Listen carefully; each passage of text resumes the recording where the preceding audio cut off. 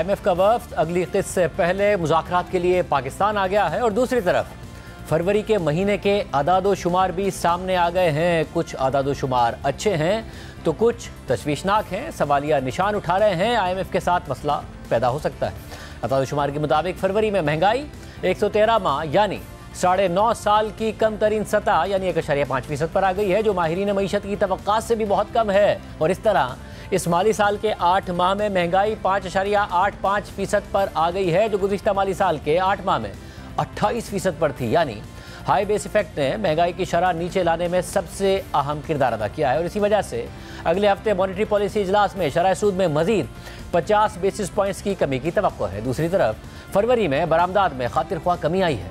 जनवरी में 2.9 अरब डॉलर्स की सतह देखने के बाद फरवरी में बरामदात 17% कम यानी 2.4 अरब डॉलर्स पर आ गई, जो कि गुज़िश्ता साल फरवरी से भी 6% कम है। जबकि जनवरी के मुकाबले में दरामदाद भी 5.2 अरब डॉलर से गिरकर फरवरी में 4.7 अरब डॉलर्स पर आ गई, जिससे तिजारती खसारा दोनों माह में तकरीबन एक ही सतह पर यानी 2.3 अरब डॉलर्स रहा। अब देखते हैं कि फरवरी के तरसीलात ज़र के आदादोशुमार क्या आते हैं, क्योंकि कई माह करंट अकाउंट सरप्लस दिखाने के बाद जनवरी में 420 मिलियन डॉलर्स का करंट अकाउंट खसारा देखा गया था और जुलाई से दिसंबर तक करंट अकाउंट सरप्लस 1.2 अरब डॉलर्स था, जो जनवरी में खसारे के बाद 628 मिलियन डॉलर्स रह गया था। और दूसरी तरफ FBR अपने टैक्स अहदाफ हासिल करने में फरवरी में भी नाकाम रहा है, जिससे इस माली साल के इब्तिदाई 8 माह में FBR का टारगेट के मुकाबले में खसारा 606 अरब रुपए हो गया है, क्योंकि फरवरी में 984 अरब रुपए के टारगेट के मुकाबले में 138 अरब रुपए कम यानी 846 अरब रुपए टैक्स इकट्ठा किया गया। और इसी वजह से अब तमाम नजरें पाकिस्तान आने वाले IMF वफ्द पर हैं, क्योंकि मुज़ाकरात में टैक्स महसूलात टारगेट से कम रहना और टैक्स बेस ना बढ़ना सबसे अहम नुकता हो सकता है। इतलात के मुताबिक हुकूमत को IMF वफ्द के सामने टैक्स हदफ हासिल करने में नाकामी से ज़्यादा टैक्स बेस बढ़ाने में नाकामी की वजह से मुश्किलात का सामना हो सकता है। हुकूमत ने ताजरों को टैक्स नेट में लाने और टैक्स वसूली के जो दावे किए थे, हुकूमत उसमें नाकाम हुई है। ताहम खलीक कियानी की खबर के मुताबिक IMF का 9 रुकनी वफ्द पाकिस्तान में मुज़ाकरात के लिए पहुँच गया है और हुकूमत को उम्मीद है कि 7 अरब डॉलर्स के इस प्रोग्राम की अगली किस्त यानी 1.1 अरब डॉलर्स हासिल करने के लिए मुज़ाकरात कामयाब हो जाएंगे। हुकूमत को यह भी उम्मीद है कि प्राइमरी सरप्लस और नॉन टैक्स रेवेन्यू में इजाफे की वजह से टैक्स शॉर्टफॉल मुज़ाकरात में एक मसला नहीं बनेगा, क्योंकि स्टेट बैंक के मुनाफे, पेट्रोलियम लेवी और टेलीकॉम प्रॉफिट्स की वजह से रेवेन्यू टू GDP टारगेट से बेहतर रहा है और हुकूमत को प्राइमरी सरप्लस भी हासिल हुआ है। इसके अलावा पाकिस्तान ने डेट मैच्योरिटी पीरियड के हवाले से भी अहदाफ हासिल कर लिए हैं, जबकि स्टेट बैंक ने करेंसी मार्केट और मॉनेटरी पॉलिसी के हवाले से अपने अहदाफ हासिल किए हैं और इस हवाले से भी माजी की तरह IMF के तहफ़्फ़ुज़ात का इम्कान नहीं है। जबकि नुमाइंदा जियो न्यूज़ अशरफ मलखम की खबर के मुताबिक IMF ने रियल एस्टेट सेक्टर में टैक्स वसूली और चोरी रोकने का मुतालबा किया है। दस्तावेज के मुताबिक रियल एस्टेट सेक्टर में टैक्स चोरी रोकने के लिए रेगुलेटरी अथॉरिटी कायम की जाएगी। रियल एस्टेट की गलत मालियत जाहिर करके टैक्स चोरी करने वालों के खिलाफ कार्रवाई की जा सकेगी। Real estate regulatory authority property की गलत मालियत जाहिर करने पर सजाएं और जुर्माने कर सकेगी। रियल एस्टेट रेगुलेटरी अथॉरिटी में रजिस्ट्रेशन ना करने पर 50,000 से 5 लाख रुपए तक जुर्माना होगा और रियल एस्टेट रेगुलेटरी अथॉरिटी के रेगुलेशन की खिलाफ वर्जी पर 3 साल तक कैद की सजा हो सकेगी। रियल एस्टेट रेगुलेटरी अथॉरिटी गलत मालूमात पर एजेंट का लाइसेंस मनसूख कर सकेगी। इसके अलावा अथॉरिटी को गलत मालूमात फराहम करने पर 2 से 5 लाख रुपए जुर्माना लग सकता है। दस्तावेज के मुताबिक रियल एस्टेट रेगुलेटरी अथॉरिटी गलत प्रॉपर्टी ट्रांसफर करने पर 5 से 10 लाख रुपए जुर्माना आयद कर सकती है और अथॉरिटी को मतलूब दस्तावेज फराहम न करने पर 50,000 से 2 लाख रुपए तक जुर्माना आयद हो सकेगा। इस पूरी सूरत हाल पर हम बात करेंगे। हुकूमत इस वक्त क्या सोच रही है, जानेंगे सीनियर सहाफ़ी शहबाज राना से, जबकि बिजनेस कम्युनिटी और मार्केट्स क्या सोच रही हैं। चेयरमैन आरिफ हबीब ग्रुप, आरिफ हबीब साहब हमारे साथ मौजूद हैं। आप दोनों का बहुत शुक्रिया। शहबाज राना, कितनी कॉन्फिडेंट है हुकूमत कि टैक्स हदफ हासिल नहीं हुआ, उसके बावजूद ये मुज़ाकरात कोई बहुत बड़ा मसला नहीं होंगे, आसानी से किस्त मिल जाएगी, मामला आगे बढ़ जाएंगे? जी बिस्मिल्लाहिर्रहमानिर्रहीम, बहुत शुक्रिया आपका शाहज़ेब साहब। देखिए, अगर ओवरऑल आप सिचुएशन को एनालाइज करें तो हुकूमत जो है वो काफ़ी से ज़्यादा कॉन्फिडेंट यहाँ पे नज़र आ रही है। जो स्टेट बैंक ऑफ पाकिस्तान के जो मॉनेटरी अहदाफ हैं वो भी हासिल हुए हैं। इसको वहाँ पे मॉनेटरी साइड पे तो मुझे ऐसा कोई बहुत मेजर इशू नज़र नहीं आ रहा। सिर्फ जो वहाँ पे एक बात हो सकती है कि आपने शरह सूद में मज़ीद कितनी कमी करनी है और कितनी आपको नहीं करनी चाहिए, क्योंकि अभी भी आज का जो नंबर भी आपने रिपोर्ट किया उसके बाद बाद भी तकरीबन 10.5% शरह सूद ज़्यादा है, जो कि हेडलाइन इन्फ्लेशन रेट है जो खुद IMF ने सेट किया हुआ है शरह सूद को डिटरमिन करने के लिए। अगर आप फिस्कल साइड पे देखते हैं, वहाँ पे भी जो 6 माह के नताइज हैं इनके, सूबों का नेट रेवेन्यू का हदफ हासिल हो गया, सूबों का 6 माह का प्राइमरी जो उनका था कैश सरप्लस का वो हदफ हासिल हो गया, फेडरल गवर्नमेंट का प्राइमरी बजट सरप्लस का हदफ हासिल हो गया, जो ओवरऑल सर्कुलर डेट में इजाफे का एक हदफ था वो भी इनका हासिल हो गया, वहाँ पे भी इनको प्रॉब्लम नहीं आएगा। The problem will be moving forward कि आगे आपने क्या करना है। यहाँ जो हुकूमत अपनी जो स्ट्रेंथ ले रही है वो इन चीज़ों के ऊपर ले रही है, लेकिन अगर आप जब स्ट्रक्चरल चीज़ों की तरफ जाएंगे जहाँ पे वाकई मुश्किल फैसले करके कुछ करना था, तो वहाँ पे आपको प्रोग्रेस होती हुई नज़र नहीं आ रही। आपने सही फरमाया अपने इंट्रो में, जो ताजिर है वो उनका कुछ नहीं हो सका क्योंकि हुकूमत कुछ उनका करना नहीं चाहती। तनख्वाहदार तबके ने 285 अरब रुपए का टैक्स दे दिया, शाहजेब साहब 54% ज़्यादा है। जो ताजिर बरादरी है हमारी, उनकी जो ताजिर 2 स्कीम थी उसमें शायद 20 लाख रुपए का भी टैक्स नहीं आया। जो इनका क्लेम है कि हमने जो अनरजिस्टर्ड ताजिर हैं उनके ऊपर जो 2.5% विद होल्डिंग टैक्स लगाया, वहाँ से भी इनको सिर्फ 19 अरब रुपया मिला। ये 19 अरब रुपए पे बगले बजा रहे हैं, ये नहीं देख रहे कि वो लोग अभी भी अनरजिस्टर्ड है। तीसरा एरिया जो है एग्रीकल्चर सेक्टर का है। एग्रीकल्चर में भी आपने देखा कि अभी तक जो IMF का फोकस था वो कवानीन की मंजूरी तक था, वहाँ तक तो कहानी ठीक है। जो असल कहानी शुरू होगी, मतलब वो तो आपका हदफ हासिल हो गया ना, डिले के साथ हुआ। अक्टूबर में कवानीन पास करने थे, जनवरी से इंप्लीमेंट करना था, उसमें ताखीर ज़रूर हुई है, उसका शायद इनको एक वेवर लेना पड़ेगा, स्ट्रक्चरल इशू है, वहाँ पे इनको प्रोग्रेस इनकी नहीं हुई। फिर जो निजकारी है, जो यहाँ पे सही इनका इम्तहान था, निजकारी में हुकूमत बहुत बुरी तरह नाकाम हुई। अब तो शायद वफाकी वजीर को भी तब्दील करने की बातें हो रही हैं।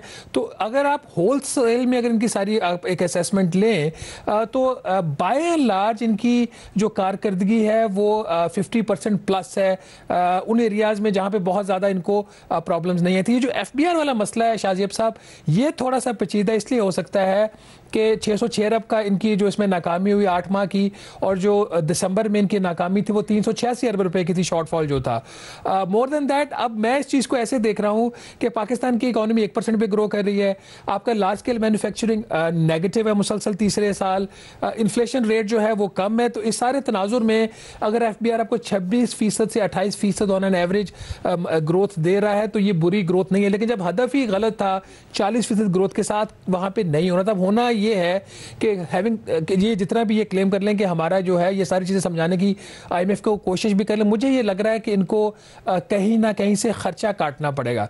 तो यहाँ पे आके थोड़ा सा IMF के साथ चीज़ें फंस सकती हैं। दूसरा, पाकिस्तान सॉवरन वेल्थ फंड, ये एक ऐसा एरिया है जहाँ जिसके ऊपर IMF के तहफ़्फ़ुज़ात आएंगे, वो एक आउटस्टैंडिंग इशू है, उसके ऊपर प्रॉब्लम आएगी। और एक दो और एरियाज हैं जहाँ पे ट्रांसपेरेंसी से रिलेटेड मामला हैं, वहाँ पे थोड़ा सा मसला आ सकता है। लेकिन मुझे ये लग रहा है कि जो रिव्यू है with some ifs and buts ये अप्रूव हो जाएगा, कोई बहुत बड़ा मसला नहीं आएगा। अरे साहब, मार्केट्स और बिजनेस कम्युनिटी उनमें कोई कंसर्न है इस हवाले से, या आप भी पॉजिटिव हैं कि मामला आगे बढ़ जाएंगे, पाकिस्तान को किस्त मिल जाएगी? आई थिंक जनरल इंप्रेशन तो मार्केट का यही है कि पाकिस्तान को किस्त मिल जाएगी।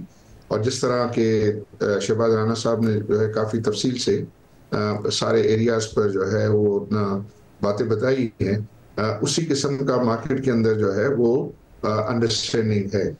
बट नेट बेसिस पर ये नज़र आ रहा है कि जो है वो किस्त मिल जाएगी, क्योंकि जनरली IMF इस बात पर जो है वो, क्योंकि आज वो यहाँ कराची में जो है वो मुख्तलिफ ग्रुप से जो है उनकी मुलाकात हुई थी, और उस मुलाकात में जो है वो उनका एक ये था कि पाकिस्तान की जो इंटरनेशनल रेटिंग है वो इम्प्रूव हुई है, नंबर्स जो है इम्प्रूव हुए, हमारे बॉन्ड्स की जो है वो रिस्क प्रीमियम बिल्कुल कम हो गया है उस पर। और जो जनरल जो पाकिस्तान ने जिस तरीके से जो है वो स्टेबलाइजेशन अचीव की है, उसमें ऐसा इंप्रेशन मिल रहा था कि वो कंफर्टेबल हैं। बट इस पर बहुत ज़्यादा उनका ये इंसार है कि ये जो रिफॉर्म्स हैं ये कंटिन्यूसली जो है वो पाकिस्तान को परसू करनी पड़ेंगी। इसमें रिलैक्स जो है वो होना पाकिस्तान अफोर्ड नहीं कर सकता है, और इसके लिए जो है वो आगे के जो मामला होंगे, मैं समझता हूँ इस मीटिंग के अंदर ये डिस्कस होंगे, और आगे के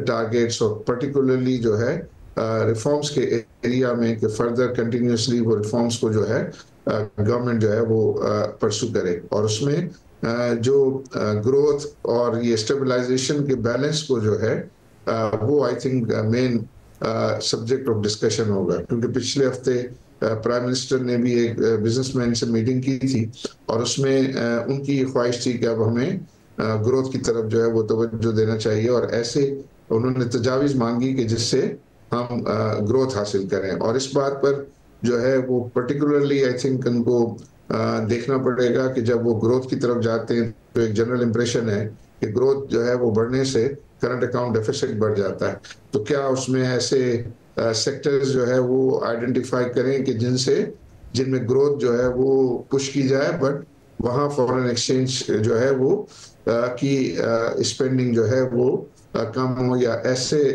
सेक्टर्स को पुश किया जाए कि जिससे जो एक्सपोर्ट बेस्ड हो। तो वो I think is now the subject of main discussion at this moment of time मेरी नज़र में।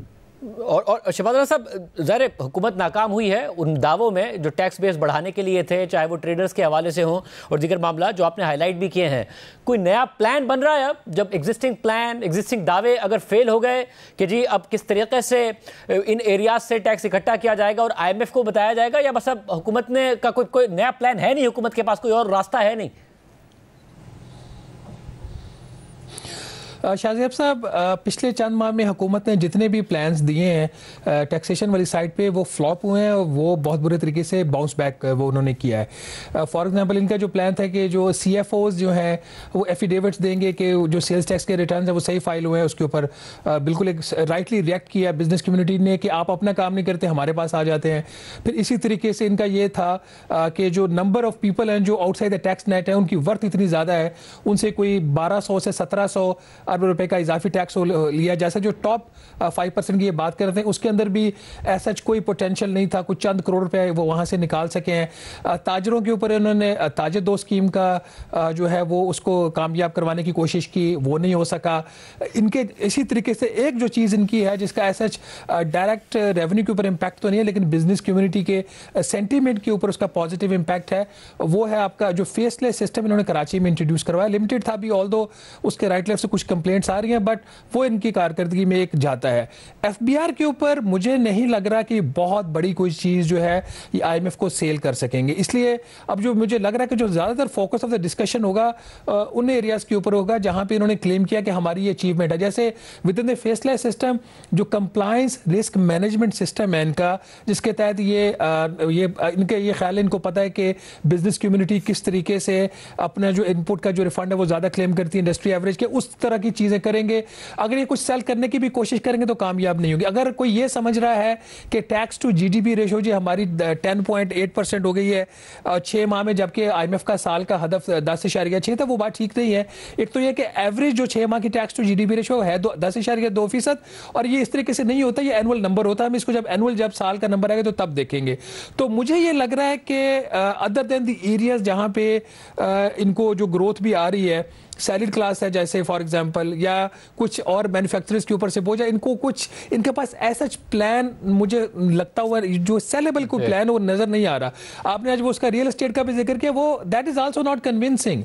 आपको पता है कि जो अभी मौजूदा कानून है उसके तहत जो ताजिर है वो अनरजिस्टर्ड है, वो POS सिस्टम के अंदर उसकी दुकान सील हो सकती है, उस पर 10 लाख रुपए जुर्माना हो सकता है। क्या आपने कभी सुना किसी की दुकान उन्होंने जाके बंद की है? इनके दफ्तर के 1 किलोमीटर के फासले पे स्मगल्ड टायर्स भी बिक रहे हैं, स्मगल्ड सिगरेट्स भी बिक रही हैं। FBR के अपने जो 37 लोग हैं उनका नाम आ गया है इंटेलिजेंस एजेंसी की रिपोर्ट में कि वो स्मगलिंग के नेटवर्क में शामिल हैं। तो FBR is the weakest area. Surprisingly power sector फिर भी बेहतर है, ऑल्दो उसके जो लॉसेज हैं ना इसके इनएफिशिएंसी के वो बड़े हैं, रिकवरीज उनकी इंप्रूव हुई हैं। लेकिन चूंकि IMF ने हदफ इनको दिया हुआ था कि आपने 330 अरब रुपए का वहां से 330 अरब रुपए तक आप इजाफी उसमें सर्कुलर डेट में ऐड कर सकते हैं, वहां पे इजाफा नहीं हुआ क्योंकि बिजली की कीमतों में बहुत ज्यादा जो इजाफा हुआ था उससे इनको पैसा आ गया।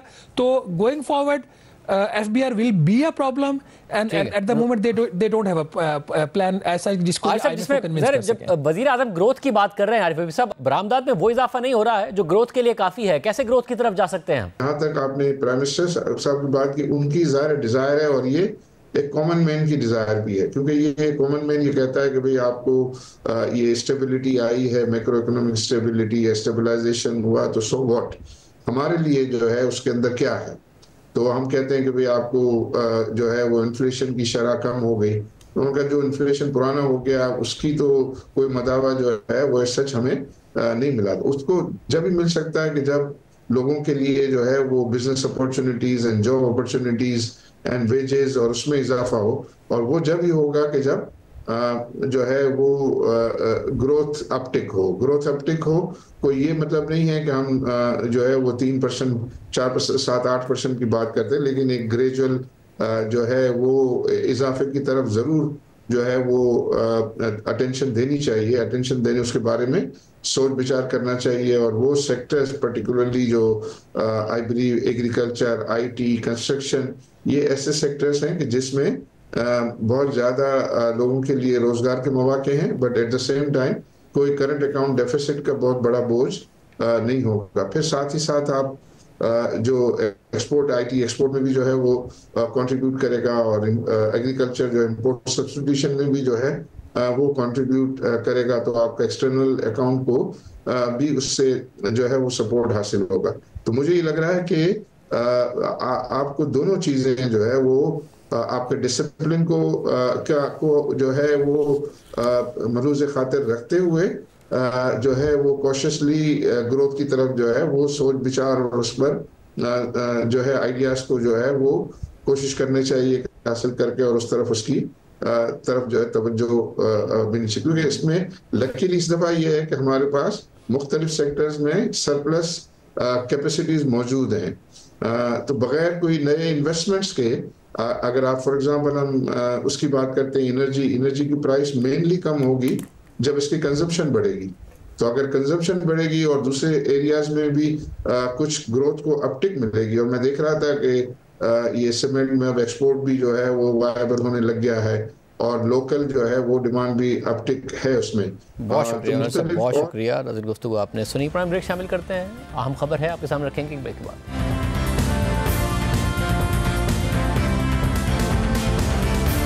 मुस्तफ़ा आमिर कत्ल केस में शरीक मुल्जिम शहराज ने आज जुडिशल मजिस्ट्रेट के सामने एतराफ़ी बयान देने से साफ इनकार कर दिया है, और पुलिस पर खुद पर एतराफ़ी बयान दिलवाने के लिए दबाव डालने और सज़ा कम करने की पेशकश का इल्ज़ाम लगा दिया है, जिसके बाद अदालत ने मुल्जिम शहराज के एतराफ़ी बयान की तफ्तीशी अफसर की दरख्वास्त मुस्तरद कर दी है।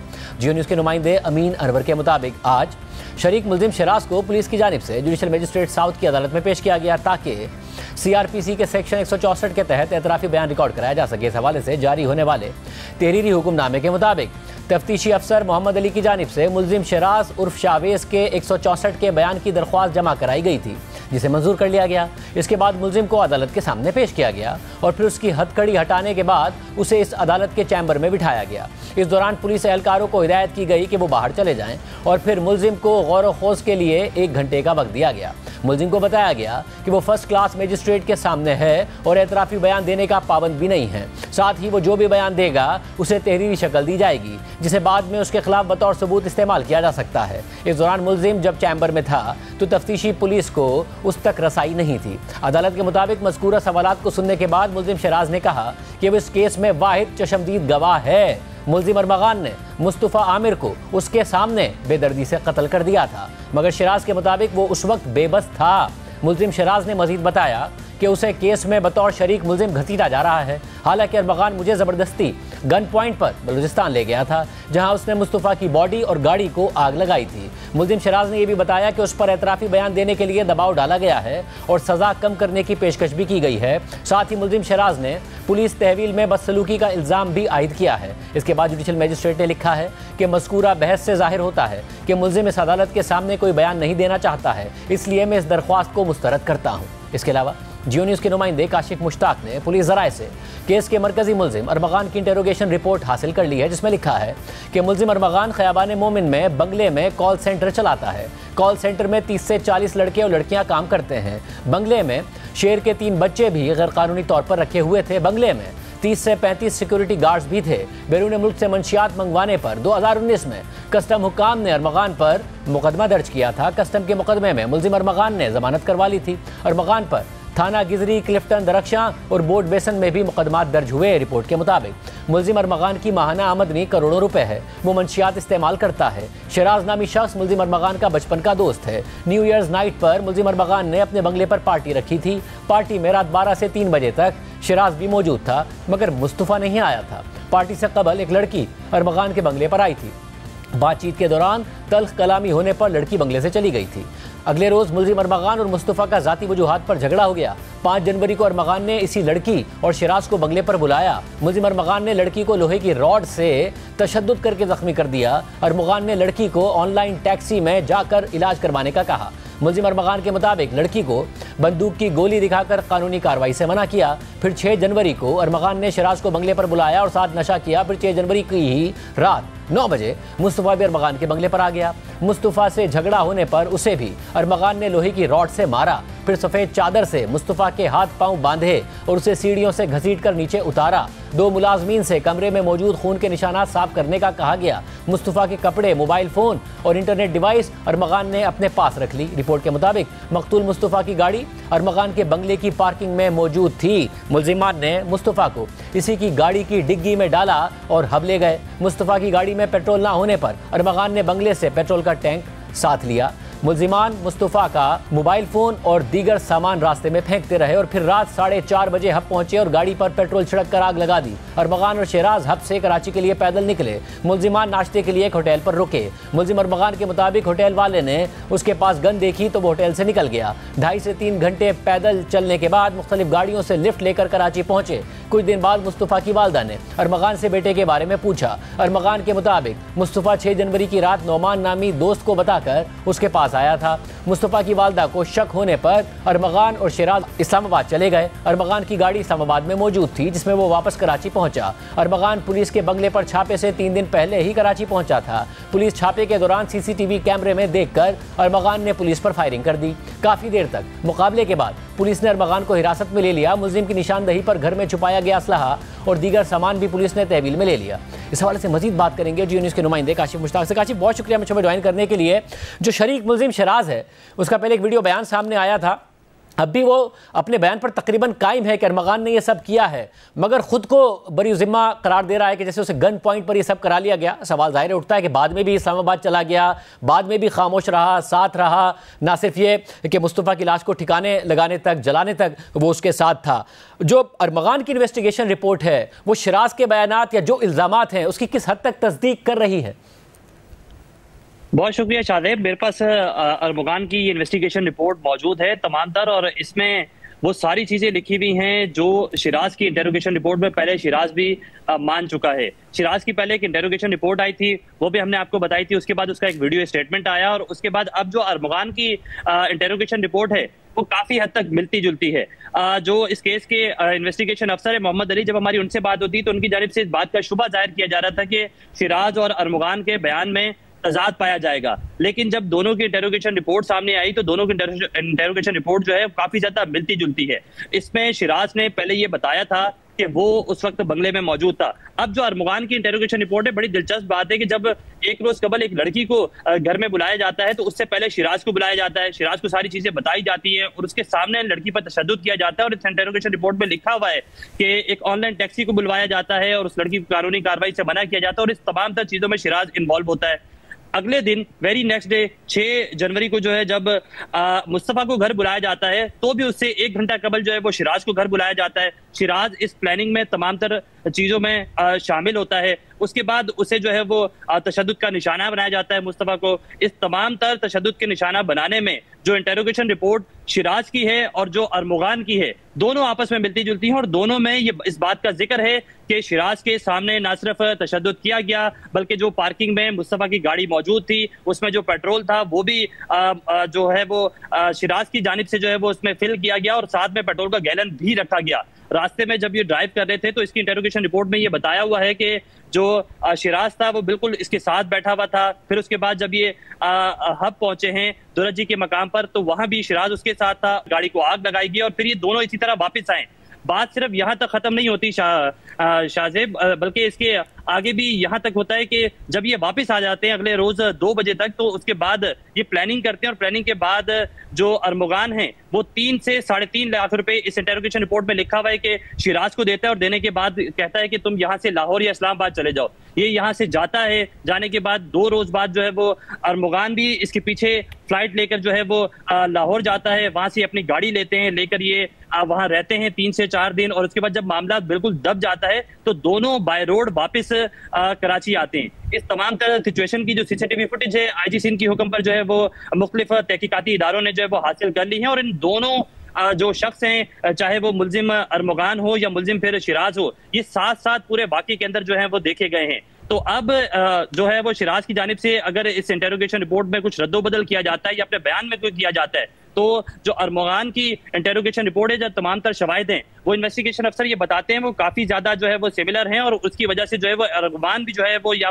शिराज जो है दोनों को जो है वो शामिल तफ्तीश रखा हुआ है और दोनों से जो है वो इंटेरोगेशन इस वक्त जारी है। बहुत शुक्रिया काशिफ, इस हवाले से तफसीलात बता रहे थे। प्रोग्राम में आगे बढ़ते हैं। कराची में हैवी ट्रैफिक से शहरियों की हलाकत एक मसला बनी हुई है। आए रोज़ शहरी हैवी ट्रैफिक की वजह से हादसात में जाने गंवा रहे हैं, जिससे शहर में चलने वाली हैवी ट्रैफिक जिनमें डंपर्स, ट्रेलर्स और वाटर टैंकर्स नुमायां हैं, उनके खिलाफ शहरियों का गुस्सा बढ़ता जा रहा है और मुश्तइल अफराद की जानिब से कानून हाथ में लेने और डंपर्स और टैंकर्स जलाने के वाक़यात भी पेश आ रहे हैं। जियो न्यूज़ के नुमाइंदे राहिल सलमान की खबर के मुताबिक रवां साल के सिर्फ 2 महीने में कराची में ट्रैफिक हादसात में मजमूई तौर पर 150 अफराद मारे गए हैं, जिनमें हैवी ट्रैफिक से होने वाली अमवात की तादाद 51 है। खबर के मुताबिक डंपर्स की टक्कर से 13, ट्रेलर्स की टक्कर से 15, वाटर टैंकर्स की टक्कर से 11 और बस की टक्कर से 8 अफराद मारे गए हैं। ट्रैफिक हादसात में मरने वालों में खवातीन और बच्चे भी शामिल हैं, जबकि ट्रैफिक हादसात में जख्मी होने वालों की तादाद 2000 से जायद है। इस हवाले से जुमे को कराची पुलिस चीफ जावेद आलम ओडो का बयान सामने आया था कि डंपर्स और टैंकर्स को मॉनिटर करने के लिए उन पर कैमरे लगाए जा रहे हैं। हुकूमत इस मसले को हल करने के लिए क्या इकदाम उठा रही है, क्या तफसीलात हैं? नुमाइंदा जियो न्यूज़ राहिल सलमान हमारे साथ मौजूद। राहिल, बहुत शुक्रिया। राहिल, क्या इस हवाले से तफसीलात हैं? ज़ाहिर है शहरों में गम व गुस्सा इस हवाले से मौजूद है, हुकूमत किस हद तक संजीदा ले रही है, क्या इकदाम किए जा रहे हैं? शाहजेब साहब, ट्रैफिक हादसात में हलाकतों की फ़िगर साल की बुनियाद पर 750 से 800 के दरमियान होती है और गुज़श्ता साल भी ये फ़िगर 750 से कुछ ज़्यादा रही। इस साल भी जो है 50 से ज़ायद सिर्फ हलाकतें ऐसी हैं जो कि हैवी ट्रैफिक की वजह से रूनमा हुई है, और उसके बाद फिर फौरी तौर पर डंपर एसोसिएशन के साथ एक अर्जेंट मीटिंग कॉल की गई, जिसमें ये बात तय की गई कि डंपर्स के अंदर, केबिन के अंदर और बाहर कैमरे लगाए जाएंगे, जिससे ना सिर्फ ट्रैफिक हादसात की वजूहत जानने में उनका पता लगाया जा सके, जबकि इसके अलावा ड्राइवर को भी खौफ रहेगा कि उसकी स्पीड भी मॉनिटर की जा रही है। इस मीटिंग में डंपर एसोसिएशन जो कि हैवी ट्रैफिक और दीगर लोग भी उसमें शामिल थे, उनका ये कहना था कि चूँकि हैवी ट्रैफिक में ड्राइविंग सीट बहुत ज़्यादा ऊंची होती है, जिसकी वजह से उसको मोटरसाइकिल सवार अफराद को देखने में काफ़ी मुश्किलात का सामना करना पड़ता है। तो उसमें ये सजेशन दी गई थी कि मोटरसाइकिल सवार अफराद हैवी ट्रैफिक के साथ जब भी ड्राइविंग करें तो उससे थोड़ा सा फासला, मखसूस फासला उसके साथ साथ रखें। सिर्फ यही नहीं बल्कि इसके अलावा अगर दूसरी तरफ हम बात करें इंफ्रास्ट्रक्चर की, तो शहर का इंफ्रास्ट्रक्चर भी बेहतर बनाने की ज़रूरत है। शहर की चंद एक गिनी चुनी सड़कों को आइडियल सड़क कहा जा सकता है, जबकि इसके अलावा आप मेन आर्टरीज़ की अगर बात करें, मेन यूनिवर्सिटी रोड है मुकम्मल तौर पर खुदी हुई है मुख्तलिफ वजूहत की बिना पर, जबकि इसके साथ साथ शहर की और दीगर सड़कें मुख्तलिफ इदारों की जानिब से जो वहाँ पर खुदाई का अमल शुरू कर दिया जाता है, लेकिन उसके बाद फिर वो सड़क हमने देखा कि कई महीनों तक उसके बाद उसकी रिपेयरिंग नहीं की जाती। सड़कों पर जगह जगह गड्ढे होते हैं, नामवार सड़कें होती हैं, जबकि इसके अलावा सीवरेज का पानी आता है। इसी किस्म के और दीगर कई मसाइल होते हैं। इसकी वजह से ना सिर्फ ट्रैफिक की रवानी जो है वो मुतासिर होती है, जबकि इसके अलावा यही सारे अवामिल जो है वो ट्रैफिक हादसात का भी बाइस बनते हैं। ड्राइवर हज़रात जो ब्रेक लगाते हैं तो उसकी वजह से ट्रैफिक हादसात होते हैं, और खुसूस तौर पर मोटरसाइकिल सवार अफराद जो इसमें जान से जाते हैं। शहर की सिर्फ सड़कें नहीं बल्कि शहर के कई फ्लाईओवर, कई पुल भी ऐसे हैं कि जहाँ पर गड्ढे पड़ जाते हैं और फिर उनकी रिपेयरिंग का काम चलता रहता है। और उसके बाद फिर अगर इसी के साथ साथ हम शहर के साइड एरियाज़ की अगर हम बात करें जो कि इंडस्ट्रियल जोन्स हैं, तो उनको जो कनेक्ट करती है हाईवेज़ को, वो सड़कें भी कोई ऐसी खास नहीं है जिसकी बुनियाद पर, और उन सड़कों पर भी कई ऐसे हादसा पेश आ चुके हैं, जिसके बाद फिर लोगों में इश्तियाल बढ़ता है, लोगों में गुस्सा बढ़ता है, और कई ऐसे वाक़यात हैं जिनमें डंपर्स को आग लगा दी गई, वाटर टैंकर को आग लगा दी गई। हुकूमत को ना सिर्फ इस तरह के हादसा की रोकथाम करनी चाहिए, बल्कि इसके साथ साथ जो शहर का इंफ्रास्ट्रक्चर है उस पर भी जो है वो तवज्जो देने की ज़रूरत है। वैसे अगर जो ये ड्राइवर हैं, ये डिसिप्लिन में ड्राइविंग करें, इनका लाइसेंस किस तरीके से इन्हें दिया जाता है? गुज़ारे पाकिस्तान में सबसे आसान काम है, फौरी तौर पर लाइसेंस मिल जाता है, दुनिया में इतना आसान नहीं होता ये। इस हवाले से हुकूमत कोई इक़दाम कर रही है? देखिए, बिल्कुल हुकूमत ने जो हमारी बात हुई पुलिस हुक्काम से, तो ये बताते हैं कि इन जो हैवी ट्रैफिक के ड्राइवर्स हैं उनकी नुमाइंदा एसोसिएशंस हैं, उनके साथ ये कोलैबोरेशन किया जाएगा और इन तमाम अफराद के ना सिर्फ जो है वो ड्राइविंग लाइसेंस चेक किए जाएंगे, बल्कि अगर ज़रूरत पड़ी तो उसको जो वेरीफाई किया जाएगा और उसके साथ साथ इन गाड़ियों की फ़िटनेस सर्टिफिकेट भी जो है वो जारी किए जाएंगे। इस सिलसिले में एक ड्राइव जो है वो चलाने का जो है वो इस वक्त हुकूमत के पास एक तजवीज़ ज़रूर है और उस पर जो है वो जल्द ही हुकूमत ने बताया, पुलिस हुक्काम का कहना है कि जल्द ही उस पर अमल दरामद भी शुरू किया जाएगा, ताकि जो शहर में कुछ ऐसी गाड़ियाँ भी हैं जो आम मुशाहिदे में आती हैं, रूटीन में जो है वो ना सिर्फ शहरी देख रहे होते हैं। हमने भी कई दफ़ा उस पर रिपोर्ट भी किया कि कई ऐसी गाड़ियाँ जो कि फ़िटनेस सर्टिफिकेट के बगैर चल रही होती हैं, तो उन गाड़ियों की भी पकड़ धकड़ जो वो की जाएगी और इस सिलसिले में खुसूसी मुहिम भी जल्द ही शुरू की जाएगी। बहुत शुक्रिया, राही तफसीलात बता रहे थे। प्राइम ब्रेक शामिल करते हैं, कुरान खबर की तफसीलात आपके सामने रखेंगे एक ब्रेक के बाद।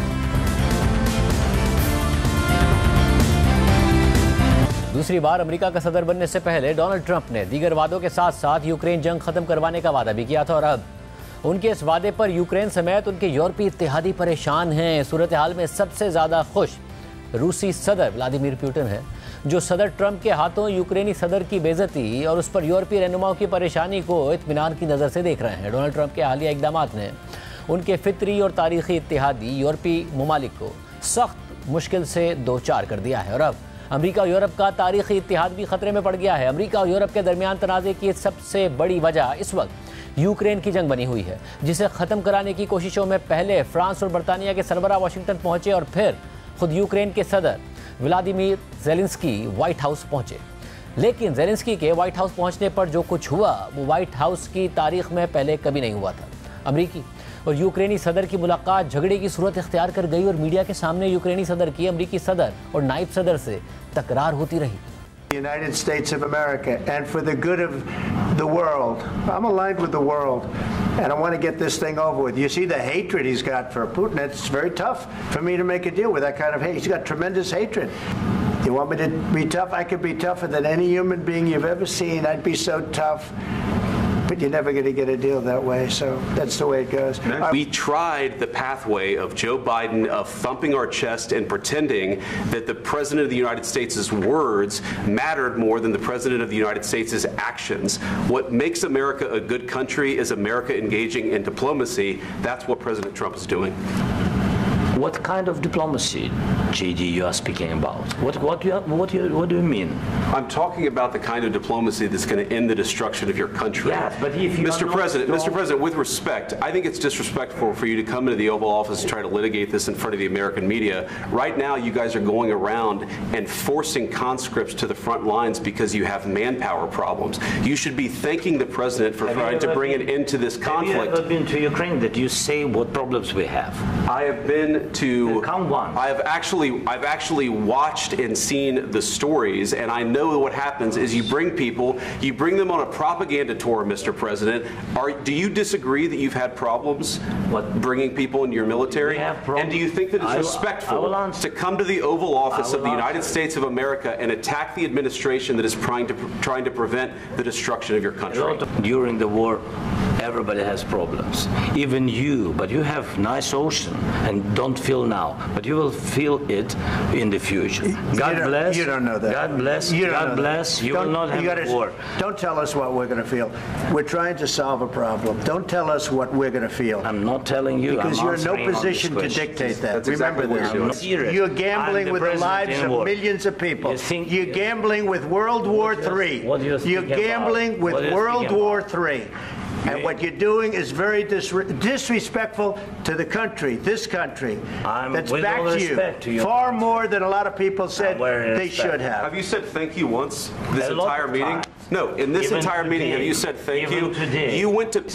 You think that if you will speak very loudly about the war, He's not speaking loudly. He's not speaking loudly. Your country is in big trouble. Can I answer? Wait a minute. No. You've done a lot of talking.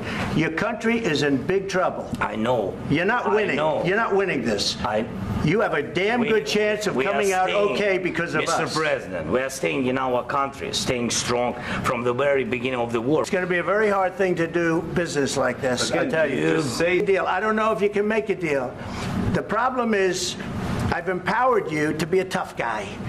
And I don't think you'd be a tough guy without the United States. And your people are very brave. But you're either going to make a deal or we're out. And if we're out, You'll fight it out. I don't think it's going to be pretty, but you'll fight it out. But you don't have the cards. You've seen enough. What do you think? Huh? This is going to be great television, I will say that. All right. We'll see what we can do about putting it together. Thanks.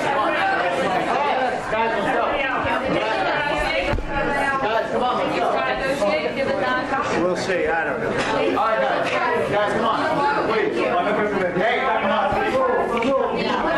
इस पूरी तकरार के बाद Zelensky को white house से निकलना पड़ गया और न सिर्फ दोनों ममालिक के दरमियान मादनियात से मुतालिक मुआहदे पर दस्तखत नहीं हुए, बल्कि ज़ेलेंस्की के व्हाइट हाउस से चले जाने पर दोनों सदूर की मुश्तरका प्रेस कॉन्फ्रेंस भी मनसूख कर दी गई। यूक्रेनी सदर को वापस भेजकर डोनाल्ड ट्रंप ने सोशल मीडिया पर बयान जारी करते हुए कहा कि हमने आज व्हाइट हाउस में एक बहुत मायने खेज मुलाकात की और बहुत कुछ सीखा जो इस तरह की कशीदगी और दबाव में बातचीत के बगैर कभी नहीं समझा जा सकता था। यह हैरत अंगेज़ है कि जज्बात का नतीजा क्या निकलता है और मैंने ये समझ लिया है कि अगर अमेरिका दरमियान में आता है तो सदर ज़ेलेंस्की अमन के लिए तैयार नहीं है, क्योंकि वो महसूस करते हैं कि हमारी शमूलियत से उन्हें मुज़ाकरात में बड़ा फ़ायदा होता है। मगर मैं फ़ायदा नहीं चाहता, मैं अमन चाहता हूँ। ज़ेलेंस्की ने ओवल ऑफिस में अमेरिका की बेइज्जती की। जब वो अमन के लिए तैयार हों तो वापस आ सकते हैं। फरवरी के आखिर में अमेरिकी सदर ट्रंप ने यूक्रेन में नायाब मादनी ज़खायर से मुताल्लिक कहा था कि अगर यूक्रेन रूस के खिलाफ अमेरिका की हिमायत बरकरार रखना चाहता है तो उसे चाहिए कि ये ज़खायर अमेरिका को दे दे। लेकिन इस पर यूक्रेन के सदर ने कहा था कि ये कोई संजीदा गुफ्तगू नहीं है, मैं अपना मुल्क नहीं बेच सकता। इससे पहले ही डोनाल्ड ट्रंप यूक्रेनी सदर के खिलाफ और रूसी सदर पुतिन के हक में बयानात दे रहे थे, जिस पर यूरोप में शदीद तशवीश और बेचैनी फैल रही थी। जबकि फरवरी में ही म्यूनिख सिक्योरिटी कॉन्फ्रेंस के दौरान अमेरिकी नायब सदर जेडी वेंस ने कई यूरोपीय ममालिक और यूरोपीय यूनियन पर शदीद तनकीद की थी। इसके बाद यूक्रेनी सदर की अमेरिकी सदर से मुलाकात से पहले ही माहौल बेहतर करने के लिए फ्रांस के सदर मैक्रोन और बरतानिया के वज़ीर आज़म केर स्टारमर ने डोनाल्ड ट्रंप से मुलाकातें की। ताहम फ्रांसीसी सदर मैक्रोन से मुलाकात के दौरान भी अमेरिकी सदर ट्रंप ने यूरोप की जानिब से यूक्रेन को इमदाद के बजाय कर्ज देने की बात की, जिस पर फ्रांसीसी सदर ने डोनाल्ड ट्रंप का हाथ पकड़कर उन्हें रोक दिया और अपनी बात की वजाहत की। मगर इस दौरान भी सदर ट्रंप मुंह बनाते रहे। is loaning the money to Ukraine. They get their money back.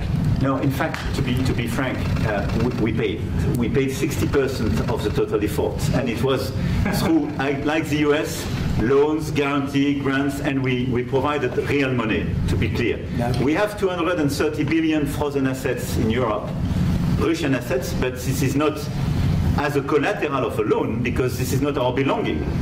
So they are frozen. If at the end of the day in the negotiation we will have with Russia, they're ready to give it to us, super. It will be loan at the end of the day and Russia will have paid for that. If you believe that, it's okay with me. Mr. President, they get their money back, we don't, and now we do. But you know, that's only fair.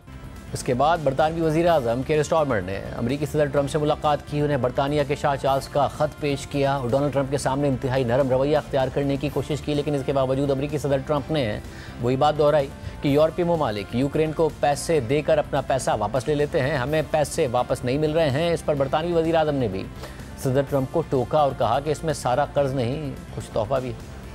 Thank you for changing the conversation to bring about the possibility that now we can have a peace deal, and we want to work with you to make sure that peace deal is enduring, that it lasts, that it's a deal that goes down as a historic deal, that nobody breaches, and we'll work with you to make sure that that absolutely happens. And it is my pleasure to bring from His Majesty the King a letter. He sends his best wishes and his regards, of course. But he also asked me to bear this letter and bring it to you. So can I present the letter from the King? Thank you very much. We want to work with him, President Zelensky, she said before. We want to work with him, and we will work with him. I think the President and I actually have had a very good relationship. It maybe got a little bit testy because we wanted to have a little bit of what the European nations said. You know, they get their money back by giving money. We don't get the money back. Biden made a deal. He put in $350 billion. And I thought it was a very unfair situation. We're not getting all of ours. I mean, quite a bit of ours was gifted. It was given. और फिर इन दो मुलाकातों के बाद Ukraine के सदर का दौरा America हुआ और ज़ेलेंस्की अमेरिका के साथ मादनियात का मुआहदा करने वाशिंगटन पहुंचे। लेकिन इस मुआहदे की नौबत आने से पहले ही व्हाइट हाउस में अमेरिकी और यूक्रेनी सदूर के दरमियान जो कुछ हुआ उसे ना सिर्फ मुआहदे की उम्मीदें दम तोड़ गईं, व्हाइट हाउस से जाने के बाद यूक्रेनी सदर ने ट्रंप से तल्ख कलामी पर माफ़ी मांगने से इनकार कर दिया और कहा कि आज व्हाइट हाउस में जो कुछ हुआ वो अच्छा नहीं हुआ, अगर मुमकिन हो भी जाए तो भी व्हाइट हाउस वापस नहीं जाऊँगा। ताहम 1 मार्च को उन्होंने एक्स पर लिखा कि हम तमाम सपोर्ट के लिए अमेरिका के बहुत मशकूर हैं। मैं सदर ट्रंप, कांग्रेस की हिमायत और अमेरिकी अवाम का शुक्रगुजार हूँ। यूक्रेन के शहरियों ने हमेशा इस हिमायत को सराहा है, ख़ासतौर पर जंग के 3 सालों में। अमेरिका की मदद बहुत अहम रही है और मैं इसे तस्लीम करना चाहता हूँ। सख्त बातचीत के बावजूद हम स्ट्रेटेजिक पार्टनर हैं। सदर ट्रंप की हिमायत हासिल करना हमारे लिए बहुत ज़रूरी है। वो जंग ख़त्म करना चाहते हैं, लेकिन हमसे ज़्यादा कोई अमन नहीं चाहता। हम मादनियात के मुआहदे पर दस्तखत करने के लिए तैयार हैं और ये हिफाजती ज़मानतों की जानिब पहला कदम होगा, लेकिन ये काफ़ी नहीं है। हमें इससे ज़्यादा की ज़रूरत है। सिक्योरिटी ज़मानतों के बगैर जंग बंदी यूक्रेन के लिए ख़तरनाक है। हम 3 साल से लड़ रहे हैं और यूक्रेन के लोगों को ये जानने की ज़रूरत है कि अमेरिका हमारे साथ है। हम चाहते हैं, इसलिए मैं अमेरिका आया और सदर ट्रंप से मुलाकात की। मादनियात पर डील, सिक्योरिटी की ज़मानतों और अमन की तरफ सिर्फ एक पहला कदम है। हमारी सूरत हाल बहुत मुश्किल है, लेकिन हम इस तरह लड़ाई नहीं रोक सकते और इस बात की ज़मानत नहीं दे सकते कि पुतिन कल वापस नहीं आएगा।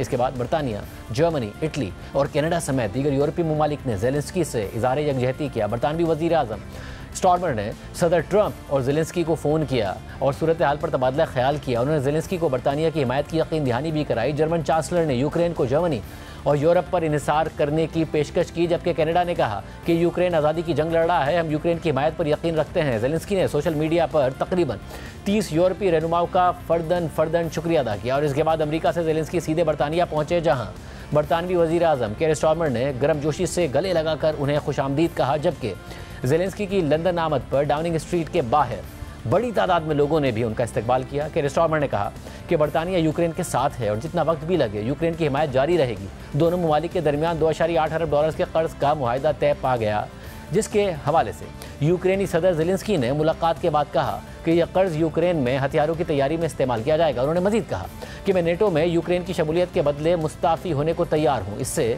मेरा मिशन पूरा हो जाएगा। इसके बाद गुज़िश्ता रोज़ बरतानिया में यूरोपीय रहनुमाओं का इजलास हुआ, जिसमें यूक्रेनी सदर ने शिरकत की। इस सरबराही इजलास में यूरोपीय यूनियन के रहनुमाओं ने यूक्रेन की हिमायत पर इत्तफाक किया और दिफा पर ज़्यादा खर्च करने और यूक्रेन में जंग बंद कराने का अज़म भी जाहिर किया। बरतानवी वज़ीर आज़म केयर स्टारमर ने यूक्रेन में अमन के लिए यूरोपीय ममालिक की एक कोलिशन ऑफ द विलिंग बनाने का भी ऐलान किया और सहाफ़ियों को बताया कि वो फ्रांस और दीगर ममालिक के साथ मिलकर जंग को रोकने के लिए एक मनसूबा तैयार कर रहे हैं, जिसे फिर अमेरिका को पेश किया जाएगा। लंदन में होने वाली इस अहम सरबराही कॉन्फ्रेंस के बाद यूक्रेनी सदर की बरतानवी शाह चार्ल्स से खुसूसी मुलाकात भी हुई है, जबकि इजलास के बाद फ्रांसीसी सदर मैक्रोन ने यह तजवीज़ दी है कि अमेरिका की तरजीहात में तब्दीली के बाद यूरोपीय ममालिक को अपने दिफाई अखराजात को बढ़ाना चाहिए और इस पर GDP का 3 से 3.5% तक खर्च करना चाहिए। रूस ने 3 साल तक अपने GDP का 10% दिफा पर खर्च किया, इसलिए हमको भी आने वाले वक्त के लिए तैयार होना चाहिए। मैक्रोन ने मजीद कहा कि फ्रांस और बरतानिया ने यूक्रेन में 1 माह तक महदूद जंगबंदी की तजवीज़ पेश की है। इस मुतबादिल अमन मुआहदे के इब्तिदाई मरहले में 1 माह की जंगबंदी शामिल होगी, दूसरे मरहले में ज़मीन पर फ़ौजें भेजी जाएंगी। इस पूरी सूरत हाल में रूस खुश दिखाई दे रहा है। रूसी सदर व्लादिमीर पुतिन की जानिब से कोई बाज़ाब्ता बयान तो सामने नहीं आया है, ताहम रूस की वज़ारत ख़ारजा की तर्जुमान ने टेलीग्राम पर लिखा कि ट्रंप और JD वेंस ने इस बदमाश को मारने से खुद को कैसे रोका, ये तहम्मुल का एक मौजज़ा है। ज़ेलेंस्की ने व्हाइट हाउस में झूठ बोला कि 2022 में यूक्रेनी हुकूमत अकेली थी। इसके अलावा रूस की कौमी सलामती के डिप्टी चेयरमैन और साबिक सदर दिमित्री मेदवेदेव ने कहा कि यूक्रेनी सदर ज़ेलेंस्की को व्हाइट हाउस में ज़ोरदार थप्पड़ लगा। ये बहुत मुफीद है, लेकिन ये काफ़ी नहीं है। आज के प्रोग्राम में इतना ही। अल्लाह हाफ़िज़।